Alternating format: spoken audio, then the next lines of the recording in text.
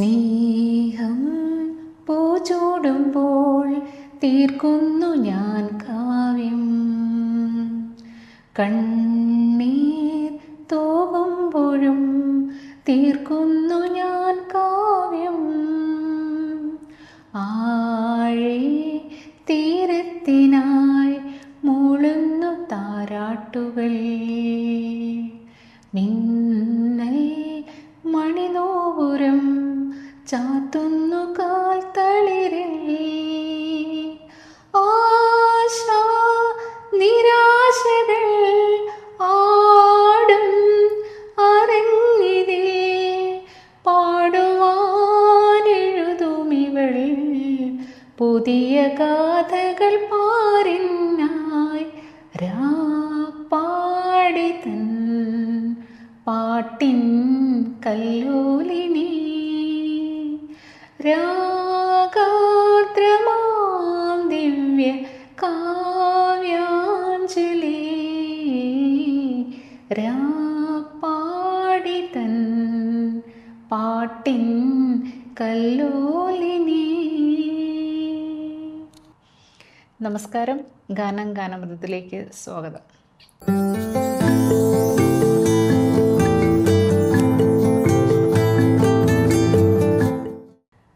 നമസ്കാരം വിപുൽ. നമസ്കാരം.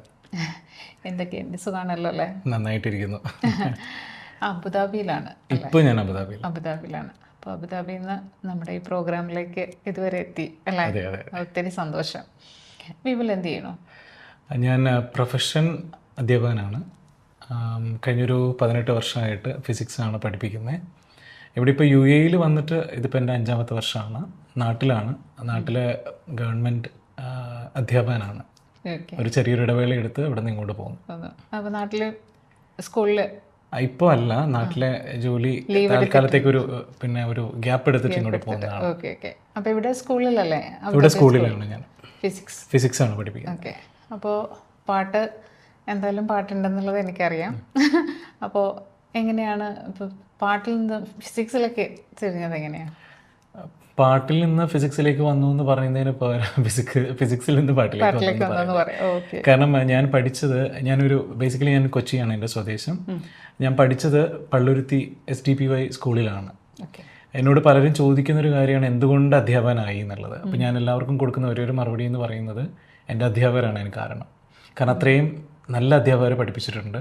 അപ്പോൾ അത് കണ്ട് അതായി തീരണം എന്നുള്ളൊരു ആഗ്രഹമായിരുന്നു. ഈ അധ്യാപകരെ പഠിപ്പിക്കുക മാത്രമല്ല, അതോടൊപ്പം തന്നെ സാധാരണ ഒരു വിദ്യാലയമാണ്. പക്ഷേ എല്ലാ കുട്ടികൾക്കും ഒരേപോലെ എല്ലാ ടാലൻറ്റും അവരെ കൊണ്ട് പറ്റുന്ന എത്രയാണോ അത്രയും വരെ കൊണ്ടെത്തിക്കുക എന്നുള്ളൊരു, അതുകൊണ്ട് തന്നെ പലപ്പോഴും ഞാൻ സംസാരിക്കുമ്പോൾ പോലും പലർക്കും തിരിച്ചറിയാൻ പറ്റാറില്ല ഞാൻ കൊച്ചിയാണ് എൻ്റെ സ്ഥലം. എൻ്റെ സംസാരത്തിലോ എൻ്റെ പറയുന്ന രീതിയിലൊന്നും അത് വരാറില്ല. അധ്യാപകൻ്റെ ഒരു അതെ, അല്ല, അത് വന്നതിന് കാരണം എൻ്റെ മലയാള അധ്യാപകരാണ്. ഏറ്റവും നന്നായിട്ട് മലയാളത്തിൽ സംസാരിക്കാൻ പഠിപ്പിച്ചത് അവരാണ്. അതുപോലെ പാട്ട് എനിക്ക് തോന്നുന്നു ഒരു 2ാം ക്ലാസ് മുതൽ ക്ലാസിക്കൽ പഠിച്ചിരുന്നു. പിന്നെ ഒരു 10ാം ക്ലാസ് കഴിഞ്ഞപ്പോൾ അത് നിർത്തിയിട്ട് ലൈറ്റ് മ്യൂസിക്കും അങ്ങനെയുള്ള പാട്ടുകളിലേക്ക് മാറിയെന്നേ ഉള്ളൂ. പക്ഷേ എൻ്റെ ബേസിക്സ് എല്ലാം തന്നത് സ്കൂളിൽ പഠിച്ചിട്ട് വന്നതാണ്. അപ്പോൾ സ്കൂളിൽ അങ്ങനെ മറക്കാൻ പറ്റാത്ത ഒരു ടീച്ചർ ആരാണ്? ഒത്തിരി പേരുണ്ട്, എല്ലാവരുടെയും പേര് പറയേണ്ടി വരും. എന്നാലും നമ്മൾ ശരിക്കും ഇൻഫ്ലുവൻസ് ചെയ്ത ഒരു ആളുണ്ടാവുമല്ലോ? ഉണ്ടാവും, ഉറപ്പായിട്ടും ഉണ്ടാവും. അതിൽ എനിക്ക് തോന്നുന്നു എന്നെ 2ാം ക്ലാസ്സിൽ പഠിപ്പിച്ച ശാന്തമ്മ എന്ന് പറഞ്ഞിട്ട് ടീച്ചറുണ്ട്. ടീച്ചർ ഇപ്പോൾ ജീവിച്ചിരിപ്പുണ്ടോ എന്ന് എനിക്ക് ഉറപ്പില്ല. പക്ഷേ ഓൾമോസ്റ്റ് എല്ലാ അധ്യാപകരായിട്ടും എനിക്കിപ്പോഴും കണക്ഷനുള്ള ഒരാളാണ്. അപ്പോൾ ടീച്ചർ മാത്രമല്ല കേട്ടോ, പിന്നീട് വന്നിട്ടുള്ള പ്രേമ ടീച്ചർ, രജാമണി ടീച്ചർ, അങ്ങനെ തുടങ്ങി കൗസല്യ ടീച്ചർ, തങ്കം ടീച്ചർക്ക് ഒരുപാട് പേര് പറയണം. ഇവരെല്ലാവരും എന്നെ ശരിക്കും ഒരു മകനെ പോലെ പ്രൊട്ടക്റ്റ് ചെയ്ത് കൊണ്ടുവന്നിരുന്നൊരു കുട്ടിയാണ് ഞാൻ. അത് ഞാൻ എപ്പോഴും പറയാറുണ്ട്, ഒരുപാട് ഭാഗ്യം വേണം. കാരണം ഒരാളല്ല, ഒരു വിദ്യാലയത്തിലെ എല്ലാ അധ്യാപകരും ഒരേപോലെ സ്നേഹിക്കുക മാത്രമല്ല, അയ്യോ അതെനിക്കറിയില്ല, അത് അവർ പറയണം. പക്ഷേ ഞാൻ പറഞ്ഞ വെച്ചാൽ എനിക്കുള്ള ഫുഡ് വരെ കൊണ്ടു തരുമായിരുന്നു. ഉച്ചയ്ക്കും രാവിലെയുള്ള ഫുഡൊക്കെ തന്ന് വെയിൽ പോലും കൊള്ളരുത്, അങ്ങനെ തന്നെയായിരുന്നു. മോനെ പോലെയല്ല, മോൻ തന്നെയായിരുന്നു. പിന്നെ മലയാളം എനിക്ക് ഇത്രയും ഒരു താല്പര്യം, എൻ്റെ ഒരു ആഗ്രഹം തന്നെ മലയാളം അധ്യാപകനാവുക എന്നുള്ളതായിരുന്നു. അതിന് എനിക്ക് ഞങ്ങളെ പഠിപ്പിച്ചിരുന്ന സ്മിത എന്ന് പറഞ്ഞിട്ട്, സ്മിത ടീച്ചർ റിട്ടയറായി. അതുപോലെ രാജം ടീച്ചർ, ഇവരൊക്കെയായിരുന്നു മലയാളം പഠിപ്പിച്ചിരുന്നത്. അവരൊക്കെ ഇപ്പോഴും ഞാനുമായിട്ട് വളരെ കണക്റ്റഡ് ആണ്. ഞാൻ എന്ത് ചെയ്യുന്നു, എവിടെ പോകുന്നു എന്നൊക്കെ കൃത്യമായിട്ട് അറിയുന്ന ആളുകളാണ്. അപ്പോൾ സ്കൂളിൽ പാട്ട് പാടാറുണ്ടായിരുന്നു? സ്കൂളിൽ കോമ്പറ്റീഷൻസിന് എപ്പോഴും, എല്ലാ യൂത്ത് ഫെസ്റ്റിവലിനും. പക്ഷേ ഞാൻ പറഞ്ഞല്ലോ, ഞങ്ങളുടെ ഒരു സാധാരണ വിദ്യാലയം അതിൻ്റെ ലിമിറ്റേഷൻസ് ഉണ്ടായിരുന്നെങ്കിലും എല്ലാം ഞങ്ങൾക്ക് കൃത്യമായൊരു പ്രാക്ടീസ് തന്നിട്ടൊക്കെ തന്നെയാണ് കൊണ്ടുപോയിട്ടുള്ളത്. പിന്നെ സ്ഥിരം സ്കൂളിൽ ഈശ്വര പ്രാർത്ഥന ഞാനില്ലെങ്കിൽ പ്രാർത്ഥിക്കില്ല എന്നുള്ളൊരു അവസ്ഥയൊക്കെ ഉണ്ടായിരുന്നു. അങ്ങനെയൊക്കെ ഒരു സാധാരണ ഒരു വിദ്യാലയമല്ലേ, അതിൻ്റെതായ എല്ലാം ഉണ്ടായിരുന്നു. പക്ഷേ എൻ്റെ ഏറ്റവും നല്ല കാലഘട്ടം അങ്ങനെ വേണമെങ്കിൽ പറയാം. അപ്പോൾ അങ്ങനെ സ്കൂൾ ജീവിതം ഇങ്ങനെ ഓർക്കുമ്പോൾ ഏതെങ്കിലും പാട്ട് മനസ്സിൽ വരാറുണ്ടോ? സ്കൂൾ ലൈഫിൽ ഞാൻ ആദ്യമായിട്ട് പാടിയൊരു സിനിമ പാട്ടാണ് എനിക്ക് തോന്നുന്നത് സ്റ്റേജിൽ ഞാൻ പാടിയത്. അത് നാടോടിക്കാറ്റ് എന്ന് പറഞ്ഞ ചിത്രത്തിലെ പാട്ടായിരുന്നു പാടിയിരുന്നത്, ആദ്യമായിട്ട് പാടിയത്. സ്റ്റേജിൽ എനിക്കിപ്പോഴും ഓർമ്മയുണ്ട്. അത് പാടുമ്പോൾ എന്താണ് പാടുന്നത് അന്നൊന്നും പ്രാക്ടീസ് ഒന്നും കിട്ടിയിട്ടില്ല, വെറുതെ അങ്ങ് കയറി പാടുകയാണ് ചെയ്തത്. അതിനെ തുടർന്നാണ് പിന്നെ ലളിതഗാനങ്ങളൊക്കെ പഠിപ്പിക്കാനും. പണ്ടത്തെ ഒരു പാട്ടുണ്ടെന്ന് തോന്നുന്നു, എനിക്കറിയില്ല, പ്രിയചേച്ചിക്ക് കേട്ടിട്ടുണ്ടോയെന്ന് അറിയില്ല, വേദത്തിലും ശ്രീനാഥത്തിലും എന്ന് പറഞ്ഞിട്ടൊരു ലളിതഗാനമുണ്ട്, അതാണ് പാടിയത് സ്റ്റേജിൽ. പിന്നീട് ഓടക്കുഴൽ, അത് MG രാധാകൃഷ്ണ സാറിൻ്റെ തന്നെ, അതൊക്കെ. പിന്നെ അങ്ങനെ കുറച്ച് ലളിതഗാനങ്ങളൊക്കെ പാടിയിരുന്നു. അതിൽ മയിൽപീലി എന്ന് പറഞ്ഞിട്ടൊരു ആൽബത്തിലെ അണിവാകച്ചാർത്തിൽ ഞാൻ ഉണർന്നു കണ്ണാ, മിഴിനീരിൽ കാളിന്തി ഒഴുകി കണ്ണാ. ഈ പാട്ട് ഞാൻ ആദ്യമായിട്ട് എനിക്ക് തോന്നുന്നു കൂടുതൽ ആളുകൾ ഇഷ്ടപ്പെട്ടൊരു പാട്ടാണ് പാടിയിട്ട്. സ്കൂളിലെ ലൈഫ് പറയുമ്പോൾ അതൊരു ആൽബം സോങ് ആയിരുന്നു തരംഗിണിയുടെ, പക്ഷേ ഈ ഒരു പാട്ട് പാടിയിട്ടുണ്ട് പലയിടത്തും. അതെ അതെ, അതിപ്പോഴും പാട്ട് കൃഷ്ണന്റെ പാട്ടാണല്ലോ. അതെ, കൃഷ്ണന്റെ പാട്ടല്ലേ എല്ലാവരും ഇപ്പോഴും ആ വിഷു ഒക്കെ വരുമ്പോഴത്തേക്കും അല്ലാതെയും തന്നെ ആ പാട്ട് ഭയങ്കര ഒരു ഹിറ്റാണ്. അപ്പം ആ പാട്ട് അതെനിക്ക് തോന്നുന്നു ഇപ്പോൾ സിനിമയിലൊക്കെ പള്ളുരുത്തിക്കാർക്ക് പ്രത്യേകിച്ച് അറിയാം. ചെറിയ ചെറിയ വേഷങ്ങളിലൂടെ ഇപ്പോൾ ഒരുപാട് സിനിമകൾ അഭിനയിച്ചിട്ടുള്ള അജയ് ഘോഷ് എന്ന് പറഞ്ഞിട്ട് ഞങ്ങളുടെ സീനിയർ ആയിരുന്നു. അദ്ദേഹമാണ് ആ പാട്ട് ആദ്യമായിട്ട് സ്കൂളിൽ പാടി ഞാൻ കേൾക്കുന്നത്. അങ്ങനെ ആരും പഠിപ്പിക്കാണ്ട് പുള്ളി പാടിയത് കേട്ട് പഠിച്ച ഒരാളാണ്. അപ്പോൾ സ്കൂളിൽ ആദ്യമായിട്ട് പാടിയ ഒരു ഫിലിം സോങ് ഉണ്ടെന്നോ? ഫിലിം സോങ് ഞാൻ പറഞ്ഞ നാടോടിക്കാറ്റ് എന്ന് പറയുന്ന സിനിമയിലെ പാട്ടാണ്. പക്ഷേ എനിക്ക് അതിനേക്കാൾ പാടാനായിട്ട് സ്കൂളും കോളേജ് എന്ന് പറയുമ്പോൾ എന്നെക്കൊണ്ട് എൻ്റെ കൂട്ടുകാർ ഏറ്റവും അധികം പഠിപ്പിച്ച പാട്ട് ഞാൻ ആദ്യം പാടണമെന്ന് വിചാരിക്കുന്നു. കാരണം ഞാൻ എന്നെ എവിടെയെങ്കിലും കണ്ടു കഴിഞ്ഞാൽ എൻ്റെ പേര് ചേർത്തിട്ട് ആൾക്കാർ ആ പാട്ട് പാടുന്ന ഒരു അവസ്ഥ വരെ ഉണ്ടായിരുന്നു. ആ പാട്ട് ഞാൻ മൂളാം. പിരിയുവാനാവുമോ തമ്മിൽ എൻ പ്രിയേ പുതുജീവനായി എന്നിൽ നിറയൂ. ഓ മൃദുലേ ഹൃദയമുരളിയിലൊഴുകിവാ, നിൻ നിഴലായി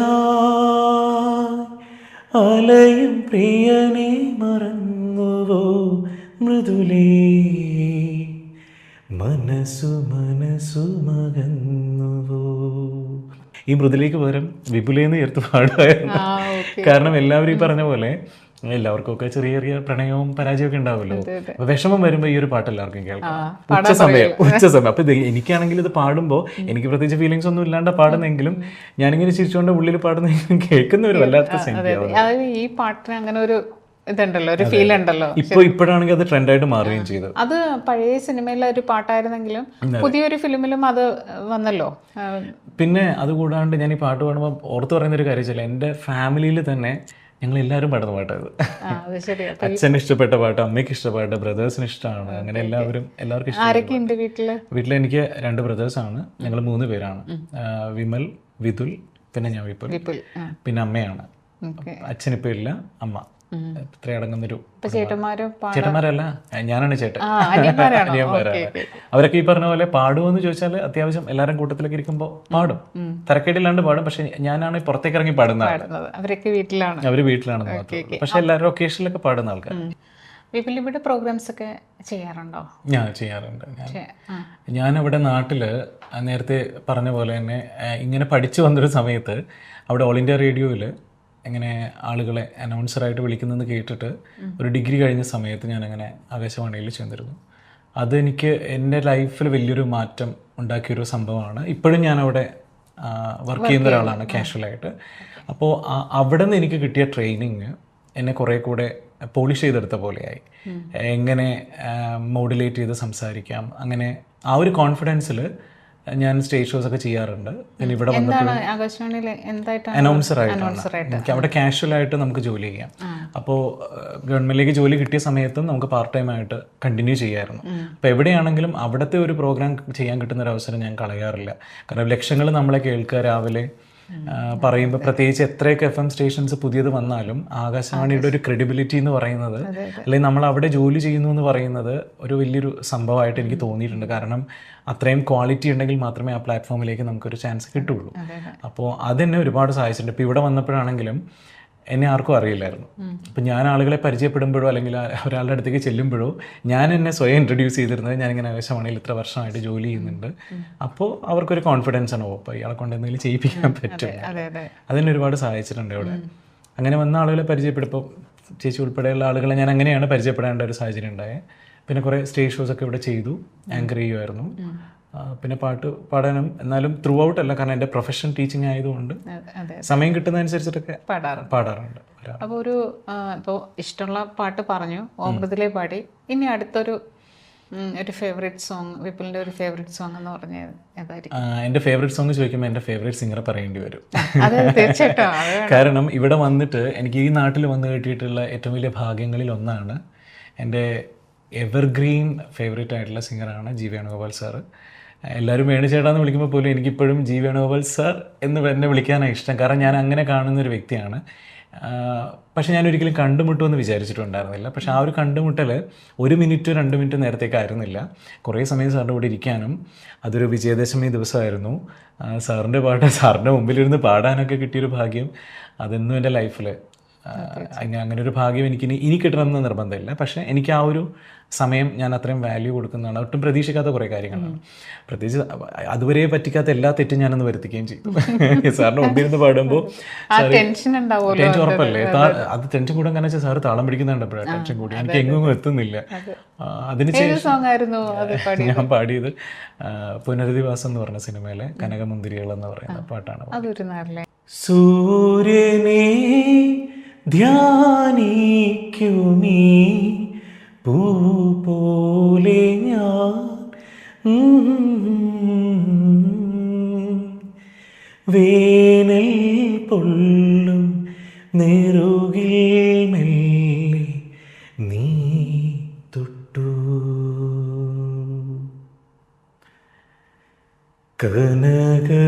കനകമുന്തിരികൾ മണികൾ കോർക്കുമൊരു പുലരിയിൽ, ഒരു കുരുന്നു കുനു ചിറകുമായി വരിക ശലഭമേ. ഇങ്ങനൊരു പാട്ടാണ് സാറിൻ്റെ മുമ്പിൽ വെച്ചിട്ട്. അത് നമുക്ക് രാത്രികളിലൊക്കെ എത്ര കേട്ടാലും മതി വരാത്തൊരു പാട്ടാണ്. ഒരു ഫേവറേറ്റ് പാട്ടാട്ടോ ചേട്ടൻ്റെ. ഒരു ആ ലിസ്റ്റിൽ ഏറ്റവും ഇഷ്ടമുള്ള ഒരു പാട്ട് ഏതാണെന്ന് ചോദിച്ചു കഴിഞ്ഞാൽ ഇതും, പിന്നെ നമ്മുടെ മഞ്ഞിൻ ചിറകുള്ള അതും, ആ പാട്ടും ഇതുപോലെ ഒരുപാട്. ഒരു കാലത്ത് ആ പാട്ടുകൾ ഇങ്ങനെ പാടി വന്നപ്പോഴാണ് ആളുകൾ ശ്രദ്ധിക്കേണ്ടത്. അതും സാറിൻ്റെ ഒരു ഏറ്റവും ബെസ്റ്റ് ആയിട്ടുള്ള, എല്ലാ പാട്ടും നല്ലതാണ്. എന്നാലും നമുക്ക് ഫേവറേറ്റ് എന്ന് പറയാനുള്ള എനിക്ക് ഈ 2 പാട്ടും ചേട്ടൻ്റെ പാട്ടുകളിൽ ഭയങ്കര ഇഷ്ടമുള്ളത്. അപ്പോൾ പിന്നെ ഇവിടെ വേറെ എന്തൊക്കെ ടീച്ചിങ് അല്ലാണ്ട് ഞാൻ ഈ പറഞ്ഞ പോലെ മീഡിയ തന്നെയാണ് എൻ്റെ ഒരു പാഷൻ എന്ന് പറയുന്നത്. പലപ്പോഴും എൻ്റെ ഫ്രണ്ട്സ് തന്നെ പലപ്പോഴും പറയുന്നതാണെന്ന് വെച്ചാൽ, നീ നടന്നു പോകുന്നതോ കാര്യങ്ങൾ സ്ലോ ആയിട്ട് ചെയ്യുന്ന കാണില്ല, എപ്പോഴും ഓട്ടമാണെന്ന് പറയാറുണ്ട്. പക്ഷെ ഞാനത് എൻജോയ് ചെയ്യുന്ന ആളാണ്. കാരണം എവിടെയെങ്കിലും നിന്നാലല്ലേ പ്രശ്നമുള്ളൂ, നിന്നാലേ പ്രോബ്ലം ഇല്ലല്ലോ. നമ്മൾ ഫുൾ എൻഗേജ്ഡ് ആയിരിക്കും. അതെ. പിന്നെ എല്ലാ കാര്യങ്ങളും ഇപ്പോൾ ഡബ്ബിങ് ചെയ്യാറുണ്ട്. വോയിസ് ആർട്ടിസ്റ്റ് ആണ് ഞാൻ ബേസിക്കലി. അപ്പോൾ ഡബ്ബിങ് ചെയ്യാറുണ്ട്. പിന്നെ എന്തെങ്കിലും ഇതുപോലുള്ള പ്രോഗ്രാംസ് വോയിസ് കൊടുക്കുന്ന വരുമ്പോഴൊക്കെ ചെയ്യാറുണ്ട്, ആങ്കറിങ് ചെയ്യാറുണ്ട്. പിന്നെ ഇപ്പോഴും അതുപോലെ കോർഡിനേഷൻ എനിക്ക് ഇഷ്ടമുള്ള കാര്യമാണ്.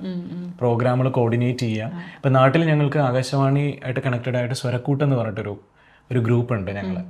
ഇതെല്ലാം ഈ പറഞ്ഞ പോലെ, അതായത് അനൗൺസേഴ്സ് തന്നെയാണ്, റിട്ടയർഡായി പോയ സ്റ്റാഫും ഒക്കെ ഉള്ളൊരു ചെറിയൊരു കൂട്ടായ്മയാണത്. അപ്പോൾ അവിടെ നാട്ടിൽ ചെന്ന് കഴിഞ്ഞാൽ എന്നോട് ചോദിക്കും, കാരണം ഇവിടെ നിന്ന് ലീവ് എടുത്ത് നാട്ടിൽ ചെന്ന് കഴിഞ്ഞാൽ അന്ന് അവിടെ പ്രോഗ്രാം ഉണ്ടാവും. അപ്പോൾ എന്നെ അവിടെ കാണുമ്പോൾ ചോദിക്കും, നിനക്ക് റെസ്റ്റ് എടുത്തുകൂടെ ചോദിക്കാറുണ്ട്. പക്ഷെ അതൊരു സന്തോഷമാണ്. അത് ചങ്ങമ്പുഴ സാംസ്കാരിക കേന്ദ്രത്തിൽ എടപ്പള്ളിയിലാണ്, എല്ലാ മാസവും ഉണ്ട്. അത് ഇപ്പോൾ കഴിഞ്ഞ 10 വർഷമായിട്ട് കണ്ടിന്യൂ ചെയ്യുന്നൊരു ഓർഗനൈസേഷനാണ്. എല്ലാ മാസവും ഒരു ദിവസം ഞങ്ങൾക്ക് വേണ്ടി തരുന്നതാണ്. അപ്പോൾ കഴിഞ്ഞ 10 വർഷമായതിൻ്റെ ഒരു ഇവന്റ് ഞങ്ങൾ നടത്തി. അപ്പോൾ അതിൻ്റെ പ്രോഗ്രാം ഞാനാണ് ഡയറക്റ്റ് ചെയ്തത്. എനിക്ക് തോന്നുന്നു കുറേ ആളുകൾക്ക് എന്നെ കുറിച്ചുണ്ടായിരുന്ന ധാരണ പോലും മാറ്റിയൊരു പ്രോഗ്രാമാണ്. ഞാനും വിചാരിച്ചില്ല എനിക്ക് അങ്ങനെ അത് കോർഡിനേറ്റ് ചെയ്യാൻ പറ്റും. റീസെൻ്റ്ലി ആയിരുന്നു. അപ്പോൾ അതെല്ലാവരും സഹകരിച്ചു കേട്ടോ. അവിടെയുള്ള എല്ലാവരും കലാകാരന്മാരാണ്, നമ്മൾ ഒന്നിനൊന്ന് മികച്ച കലാകാരന്മാരാണ്. അപ്പോൾ അവരെല്ലാവരും ഒരേ കുടക്കീഴിൽ പല വെറൈറ്റി പ്രോഗ്രാം ആക്കുക, അതെല്ലാം കോർഡിനേറ്റ് ചെയ്യുക. ഇതുവരെ കാണാത്ത എന്നെ കണ്ടു എന്നാണ് അവർ പറയുന്നത്. വെച്ചാൽ എൻ്റെ ഗൗരവം, പൊതുവെ ഞാൻ അങ്ങനെ ഗൗരവക്കാരനല്ല, പക്ഷെ എന്നെ ഗൗരവക്കാരനായിട്ട് കണ്ടു, കണിശക്കാരനായിട്ട് കണ്ടു. എൻ്റെ അടുത്ത് പ്രോഗ്രാം ആകുമ്പോൾ നമുക്ക് അങ്ങനെ എൻ്റെ ടെൻഷൻ എനിക്കല്ലേ. അപ്പൊ അങ്ങനെയൊക്കെ അതൊക്കെ ലൈഫിൽ ഏറ്റവും വലിയൊരു അച്ചീവ്മെന്റ് ആണ്. നമ്മള് കോർഡിനേഷൻ എന്ന് പറയുമ്പോൾ നമുക്ക് പലതും അങ്ങനെ കൂളായിട്ട് നിൽക്കാൻ പറ്റില്ല. ചില സമയത്ത് നമുക്ക് സ്ട്രിക്റ്റ് ആയിട്ട് നിന്നേ പറ്റുള്ളൂ ആ കോർഡിനേഷന്. കാരണം നമ്മുടെ എയിം എന്ന് പറയുന്നത് ആ പ്രോഗ്രാം സക്സസ് ആണ്. അതിനു വേണ്ടിയിട്ട് നമ്മൾ ചെയ്യുന്ന അത് ചില സ്ഥലത്ത് നമ്മൾ സ്ട്രിക്റ്റ് ആകേണ്ടി വരും. അപ്പോൾ നമ്മുടെ ക്യാരക്ടർ തന്നെ അങ്ങ് മാറ്റേണ്ടി വരും അല്ലേ. ഇത് പക്ഷേ നന്നായിരുന്നു, ഞാൻ എപ്പോഴും പറയുകയാണ്. പക്ഷെ നമ്മൾ എല്ലാവരും സഹകരിച്ചില്ലെങ്കിൽ എപ്പോഴും അത് ഫ്ലോപ്പ് ആയിട്ട് പോകും. പക്ഷെ അവിടെ ഉണ്ടായിരുന്ന ഓരോ ആളുകളും അത്രയും നന്നായിട്ട് സഹകരിച്ചു. അതുകൊണ്ട് അതങ്ങനെ സക്സസ്. അപ്പോൾ ഈ പറഞ്ഞ പോലെ ഇപ്പോൾ ചേച്ചി ചോദിച്ചുകൊണ്ട് പറയുകയാണ്, ഓരോ സമയത്ത് ഓരോന്നിങ്ങനെ കണ്ടുപിടിച്ച് ചെയ്യാന്നുള്ളതാണ്. വെറുതെ ഇരിക്കുന്നേക്കാൾ എന്തുകൊണ്ടും അതല്ല, നമ്മളെപ്പോഴും എൻഗേജ്ഡ് ആയിരിക്കുക. അപ്പോൾ പിന്നെ നമുക്ക് ടെൻഷനും ഒന്നും ഉണ്ടാവില്ലല്ലോ എപ്പോഴും. പിന്നെ ഇവിടെ വന്നപ്പോൾ ഞാൻ ശ്രദ്ധിച്ചൊരു കാര്യം എന്ന് വെച്ചാൽ, ഇപ്പം ഞാൻ വന്നിട്ട് കുറച്ച് കാലമല്ലേ ഉള്ളൂ. ഇവിടെ ഞാൻ വന്നതിന് ശേഷം ഞാൻ ശ്രദ്ധിച്ചു, ഇവിടെയുള്ള ആളുകൾക്ക് ടെൻഷനേക്കാൾ കൂടുതൽ അവർ പോസിറ്റീവായിട്ടുള്ള കാര്യങ്ങൾ ചെയ്യാനായിട്ട് ആഗ്രഹിക്കുന്ന പോലെ എനിക്ക് എപ്പോഴും തോന്നാറുണ്ട്. ഇപ്പോൾ ഒരു വീക്കെൻഡ് കിട്ടിയാലും എല്ലാവരും കൂടെ ഒരുമിച്ച് കൂടാനുള്ളൊരു സന്തോഷം അത് കണ്ടെത്തുന്നു. നാട്ടിലെ പോലെ ആ ദിവസവും 6 ദിവസത്തെ നാട്ടുകാരെ പറയല്ല, എന്നാലും നമ്മൾ നാട്ടിലാകുമ്പോൾ കുറെ കൂടെ നമുക്ക് കൂടുതലാണ്. പിന്നെ മാത്രമല്ല, നാട്ടിലാകുമ്പോൾ എന്ന് വെച്ചാൽ നമുക്ക് ഡെയിലി വരുന്ന കുറെ പ്രശ്നങ്ങളുണ്ടാവും. ഇത് നമ്മൾ മാറി നിൽക്കുന്നതുകൊണ്ട് നമുക്ക് അത്രയും പ്രശ്നങ്ങളും ഇല്ല. ഇവിടെയുള്ളവരെല്ലാവരും ഒരുമിച്ച് കൂടി സന്തോഷിക്കണം എന്ന് ആഗ്രഹിക്കുന്ന അതിനൊരു പ്രത്യേകതയുണ്ട് വിപുൽ. കാരണം എന്ന് വെച്ചാൽ നാട്ടില് അവർക്ക് കൂടാൻ ഒരുപാട് കാര്യങ്ങളുണ്ട്. പക്ഷെ ഇവിടെ ഉള്ള മലയാളീസായാലും അല്ല ഏത് ആൾക്കാർക്കായാലും അങ്ങനെയുള്ള ചില ചടങ്ങുകൾ കാര്യങ്ങളൊക്കെ ഉണ്ടല്ലോ. ഇപ്പൊ ഹൗസ് വാമിങ്, മാരേജ്, അതൊന്നും ഇവിടെ വളരെ കുറവല്ലേ. ഇല്ല എന്നല്ല, വല്ലപ്പോഴും ഒക്കെ ഉണ്ടാകാറുണ്ട്. പക്ഷെ അപ്പോൾ ഈ ഗെറ്റ് ടുഗദേഴ്സ് ആണ് ഇവിടെയുള്ള ആൾക്കാരുടെ ഒരു ഏറ്റവും വലിയൊരു സന്തോഷം എന്ന് പറയുന്നത്. അതുകൊണ്ട് അവർ കിട്ടുന്ന സമയം അവർ ഒരുമിച്ച് കൂടി കുറച്ച് പാട്ടൊക്കെ പാടി ഫുഡൊക്കെ കഴിച്ചിരിക്കുക എന്നുള്ളതാണ് നമ്മുടെ ഇവിടെ. അല്ല, അതെനിക്കൊരു അനുഭവം, പുതിയൊരു അനുഭവമായിരുന്നു ഇവിടെ വന്നപ്പോൾ. പക്ഷെ ഇപ്പൊ ഞാൻ ഈ 5 വർഷത്തെ ഗ്യാപ്പിൽ നാട്ടിൽ ചെല്ലുമ്പോഴും ഞാൻ കാണുന്നൊരു വ്യത്യാസം എന്ന് വെച്ചാൽ, ഇപ്പൊ ആളുകളുടെ ആറ്റിറ്റ്യൂഡൊക്കെ മാറി പോലെ എല്ലാവർക്കും സന്തോഷിക്കാൻ സമയം കണ്ടെത്തണം എന്നുള്ളൊരു ആഗ്രഹം, അതൊരു പോസിറ്റീവായിട്ട് എനിക്ക് തോന്നുന്നു. പരമാവധി ആളുകൾ എല്ലാവരും ഇപ്പൊ ഒരു ഡേ ഓഫ് കിട്ടിയാൽ വീട്ടിൽ തന്നെ കുത്തിയിരിക്കാൻ, എല്ലാവരും കൂടെ പുറത്തേക്ക് ഇറങ്ങുക, അല്ലെങ്കിൽ ഒരുമിച്ച് കൂടുക, യാത്രകൾ ചെയ്യുക, അങ്ങനെ എല്ലാവർക്കും ഒരു സന്തോഷം കാണുമ്പോൾ നമുക്കൊരു സന്തോഷം. അപ്പോൾ ആ സന്തോഷത്തിൽ നമുക്കൊരു പാട്ടായാലോ? ഞാനപ്പോൾ നമ്മൾ നേരത്തെ പറഞ്ഞ പാട്ട് പാടിയല്ലോ, സാറിന്റെ തന്നെ ചേച്ചി ഫേവറേറ്റ് എന്ന് പറഞ്ഞ പാട്ട്. നളിനങ്ങൾ നീന്തുന്ന നയനങ്ങളിൽ നിഴൽ പോലെ വന്നു ഞാനേഴകേ, പവിഴങ്ങൾ ചോരുന്ന ചുണ്ടിൽ നിന്നും മൊഴിയുന്നതെന്നുമെന്നാമമല്ലേ, അറിയാതെ കാൽ വിരൽ കുറിമാനമെഴുതുന്നുവോ. ദേവി ദേവി ദേവി ദേവി ദേവി ദേവി. എത്ര പേരല്ലേ ഈ പാട്ട് പാടിയിട്ടുള്ളത്? ഈ സമയത്ത് മറ്റേ ആ മൂളൽ വരുന്നത് മിൻമിനിയുടെ ശബ്ദത്തിലും ഈ അമ്മലയിൽ ഇമ്മയിലും ശരിക്കും നല്ലൊരു പാട്ടുമാണ്. ഒരു പ്രത്യേകതയാണ്. എനിക്ക് ഞാൻ പറഞ്ഞല്ലോ, വേണിച്ചേട്ടന്റെ ആ ഒരു പാട്ട് ഒരു വല്ലാത്തൊരു ഇഷ്ടമാണ്. പാടി പാടി ഞാൻ പാടി വരുമ്പോ ചിലപ്പോൾ ഇത് വേണുചേട്ടന്റെ എപ്പിസോഡായിട്ട് മാറും ഫുള്ള്. ഒരു വേറെ അതല്ല, നമ്മുടെ ഫേവറേറ്റ് സിംഗേഴ്സിന്റെ കാര്യം പറഞ്ഞ അവരുടെ പാട്ടുകൾ പാടില്ല. വേണുഗോപാൽ സാറിന്റെ കാര്യം പറയുമ്പോൾ പോലും മഴ പാടും കുയിലായി വന്നതാരോ ഈവനോ അരവിന്ദന്റെ ഫേവറേറ്റ്. അതെ അതെ അതെ അതെ, അരവിന്ദിന്റെ നല്ലൊരു പാട്ടാ അത്. അരവിന്ദന്റെ ഫേവറേറ്റ് ആണ്. അരവിന്ദ് സാറിനെ പോലെ തന്നെ ഭയങ്കര ഒരു പറയണ്ട ഒരു വിനയത്തോടു കൂടി ജനിച്ചു വന്നൊരു പയ്യനാണ്. അതേ വോയിസും, അതെ, ഇഷ്ടപ്പെടുന്ന ഒരു വോയിസ് ആണ് നമുക്ക്. വേണുസാറിന്റെ അതേ വോയിസ്, ഹൃദയത്തിലെ പാട്ടും ഒക്കെ നഗുമൊക്കെ പാടുമ്പോൾ നഗുമോ നമുക്കറിയാത്തല്ലെങ്കിലും പുള്ളി പാടിയപ്പോൾ അത് വേറൊരു ലെവലായി. അതെ അതെ തീർച്ചയായിട്ടും. അപ്പോൾ വേറെ ലാംഗ്വേജസ് പാടാറില്ലേ? ഞാൻ ഹിന്ദി, അതിൻ്റെ ചിലപ്പോൾ ഒരു കോൺഷ്യസ്നെസ്സും ഉണ്ടായിരിക്കും. ഞാൻ പാടുമ്പോൾ ഞാൻ വിചാരിക്കും എൻ്റെ ആക്സെൻറ്റ് പ്രശ്നമല്ലേ, ഞാൻ ബാക്ക് ഓഫ് ചെയ്യും. എന്നാലും ഞാൻ പാടിയിട്ടുള്ള പാട്ടുകളിൽ ചുരാ ലിയാ ഹൈ തുമ്നെ ജോ ദിൽ കോ നസർ നഹീ ചുരാനാ സനം, അതിൽ കുറച്ച് പാടാനേ ഉള്ളൂ. മെയിലിൻ്റെ അത് മാത്രം അങ്ങനെ പാടി. അതുപോലെ പിന്നെ കോളേജിൽ പഠിക്കുമ്പോൾ ദോ ദിൽ മിൽ രഹി ഹൈ മഗർ ചുപ്കെ ചുപ്കെ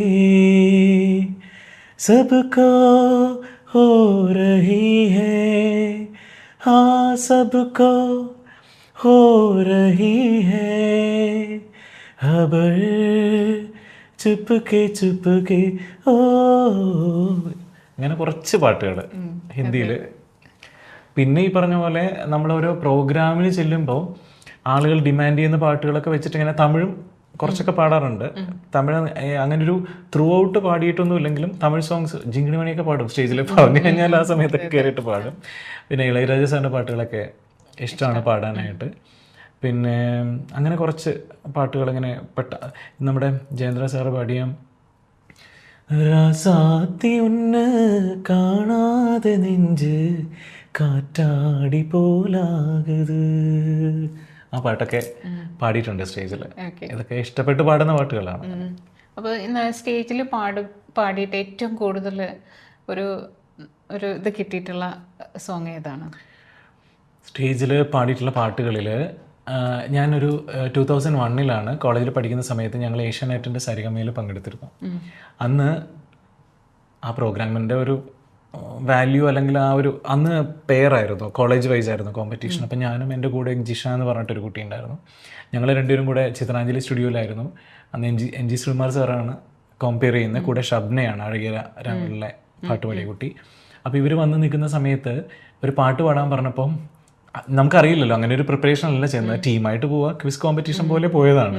പാടാൻ പറഞ്ഞപ്പോൾ പാടിയൊരു പാട്ടാണ് ഉള്ളടക്കം എന്ന് പറയുന്ന സിനിമയിലെ പാതിരാമഴയതോ എന്നുള്ള ഈ പാട്ട്. പിന്നീടും സ്റ്റേജുകളിൽ പാടുമ്പോൾ എല്ലാവർക്കും ഇഷ്ടമാണ്. എന്താണെന്ന് അറിയില്ല, ഈ ദുഃഖപ്പാട്ടുകളൊക്കെ പാടുമ്പോൾ പൊതുവെ ആൾക്കാർ ഇഷ്ടമാണ്.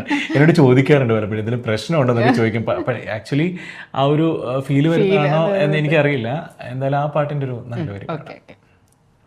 ശൂന്യവേദികയിൽ കണ്ടു നിന്നിഴൽ ചന്തം കരിയില കരയായി മാറി സ്നേഹ സാമ്രാജ്യം ഏകയായി നീ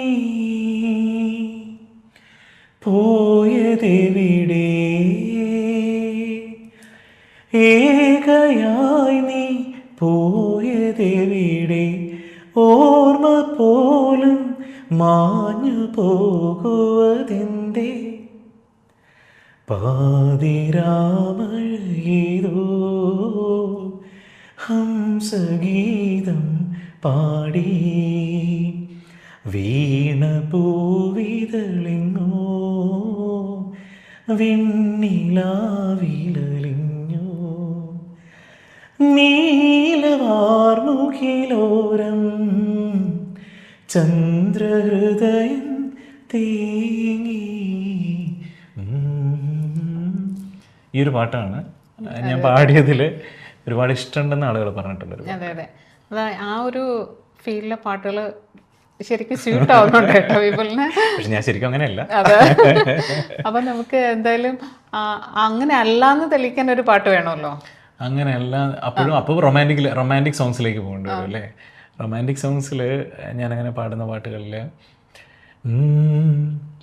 മതമേഘം മണം വിളമ്പി നാളെയും വിളിക്കുമോ, മതമേഘം മണം വിളമ്പി നാളെയും വിളിക്കുമോ, പുറവേലിത്തടത്തിലെ പൂന്താഴും പ്രിയയുടെ മനസ്സിലെ രതിസ്വപ്ന കന്യകൾ കിളിപ്പാട്ടു വീണ്ടും നമുക്കിന്ന് മൂളാം വയൽ മണ്ണിൻ ഗന്ധം നമുക്കിന്നും ചൂടാം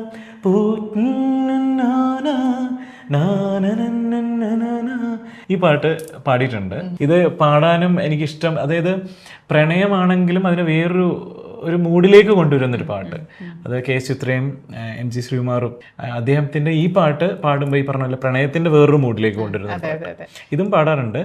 അതുപോലെ ഒരു പാട്ടും കൂടെ ഇത് പറഞ്ഞപ്പോൾ ഓർക്കാണ്, ബാക്ക് ടു ബാക്ക് ആയിട്ട് വന്നുപോയി ആ പാട്ട്. അതും എം ജി ശ്രീകുമാറിൻ്റെ പാട്ടാണ്. മാണിക്കക്കുയിലേ നീ കാണാത്ത കാടുണ്ടോ, കാണാത്ത കാട്ടിലേതോ നീലക്കടമ്പുണ്ടോ. ഈ പാട്ട് അതിന്റെ ഒരു ഹമ്മിങ് ഉണ്ടല്ലോ, അതാണ്.